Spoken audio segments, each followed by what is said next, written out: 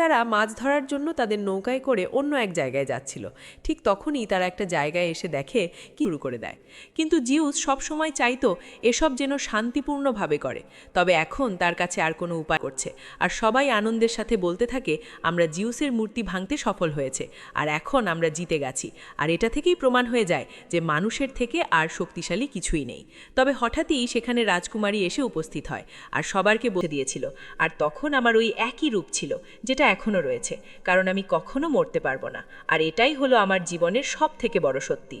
এর পক্ষ মিলে সেই ডাইনিদের উদ্দেশ্যে রওনা হয়, আর তারা সবাই এক রাত পার হয়ে যায়, আর শেষমেশ তারা মেডুসার মন্দিরে পৌঁছায়। কিন্তু সেই মন্দিরে তাকাবে না, না হলে সাথে সাথেই তুমি পাথরে রূপান্তরিত হয়ে যাবে। সেখানে ঢোকার সাথে সাথে এই মেডুসা তাদের উপরে আক্রমণ করে বসে, আর সেই মেডুসার শরীরের অর্ধেকটা ছিল সাপের আর অর্ধেকটা ছিল মানুষের। নিজেদেরকে বাঁচানোর জন্য রাজকুমারীকে বলি দিতে নিয়ে আসে, আর পার্সিয়াসও মেডুসের সেই কাটা মাথাটা নিয়ে আসতে শুরু করে।